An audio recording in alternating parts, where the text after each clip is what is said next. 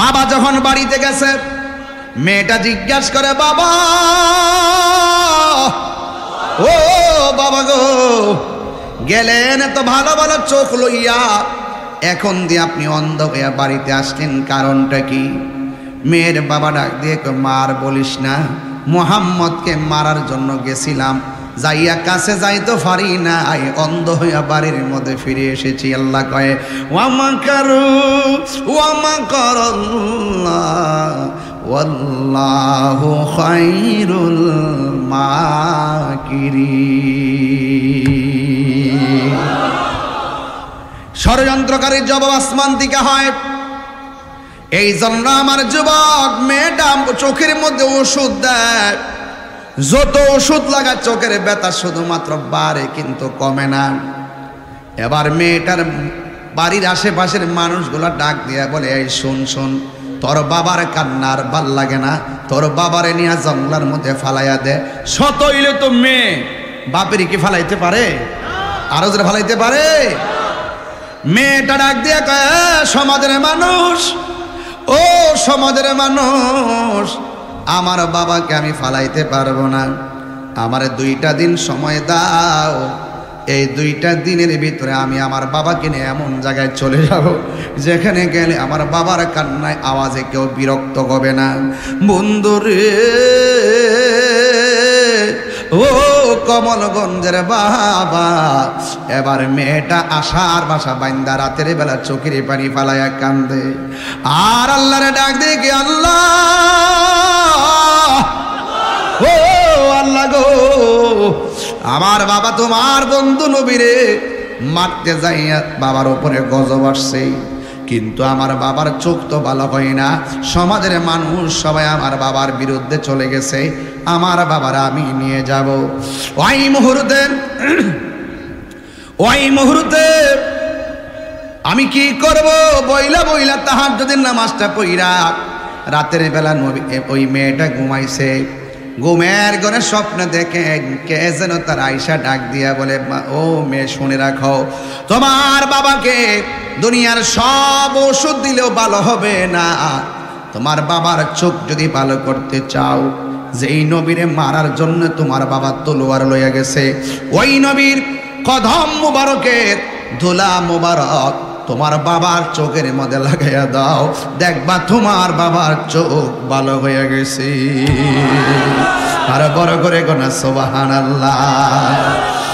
এই জন্য আল্লাহ বলছেন, আমার পক্ষ থেকে ফজল পাইলে আনন্দ করো। এই ফজল মানে হলো কোরআন। আপনারা জবান খুলে কোন কোরআনের আসল একটা বাড়ি আছে না নাই? বাল হুয়া কুরআনুম মাজিদুন ফি লাউহিম মাহফুজ। এই কোরআনের বাড়ির নাম হলো লাউহে মাহফুজ। এই দুনিয়ার কোরআনটা হলো ফটোকপি। যদি এই কোরআনটা সিরা বিরা বস্তাত ভরে যদি নদীর মধ্যে বাসায় দেন, কোরআনের কোনো অসুবিধা হবে না। আপনারা জবান খুলে বলেন, কোরআনের আসল বাড়ির নাম কি? এই জন্য কোরআন পাই আমরা খুশি। যালিকাল কিতাবু লা রাইবা ফীহি হুদাল লিল মুত্তাকিন। এই কোরআনের ভিতরে যারা পরিমাণ কোনো সন্দেহ নাই। কেমন নবীর উপরে কোরআন নাজিল হয়েছে। আজকে কমলগঞ্জের ছোট্ট ছোট্ট পোলাপান ঘুম থেকে উঠটা মসজিদে যাইতে চায় না, সারা রাত মোবাইল টিপা সকালবেলা 9টা পর্যন্ত ঘুমায়।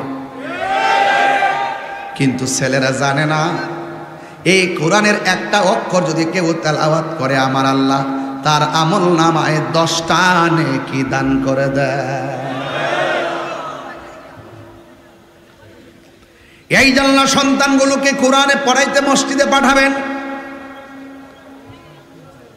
আল্লাহর হাবিব বলেন, কবরে যাওয়ার পরে 2 দিকে 2টা লাইট জ্বলবে। আমি জিজ্ঞাসা করবো, লাইট রে কোথায় থেকে তুমি আসছো? কয়, আমারে তুমি চিনো না, আমি হইলাম তোমার দুনিয়ার নেক আমল। ওই কবরে হাতের বাম পাশে আর একটা লাইট জ্বলবে। অন্ধকার কবর,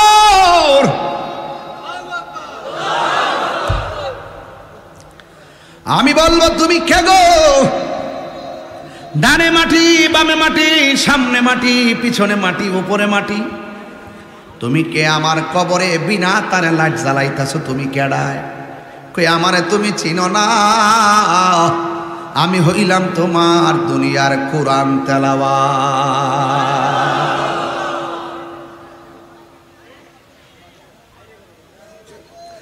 আল্লাহর হাবিব বলেন,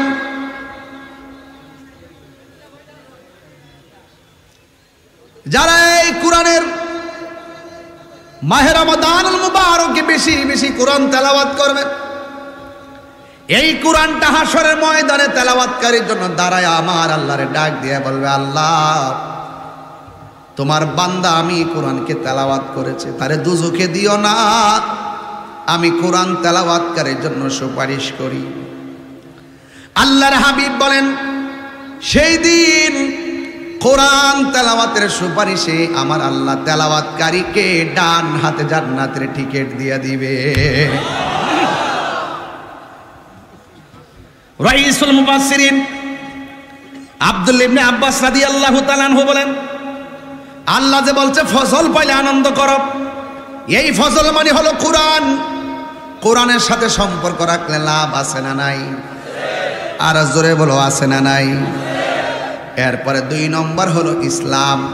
আমরা ইসলাম পাইয়া খুশি না বেজার? যদি কেউ বলে আমি বেজার, হে কি ইমানদার না বেঈমান? আল্লাহ রাব্বুল আলামিন কোরআনের মধ্যে সুন্দর করে বলে দিয়েছেন, ইন্নাদ দীনা ইনদাল্লাহিল ইসলাম। নিশ্চয়ই আল্লাহর কাছে মনোনীত ধর্মের নাম হলো, আরো বড় করে বলুন, আল্লাহর কাছে মনোনীত ধর্মের নাম হলো ইসলাম।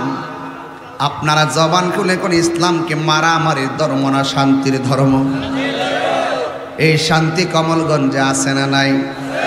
শান্তির বাজারে অশান্তির আগুন লাগাই না কিছু বাটফার আছে না নাই?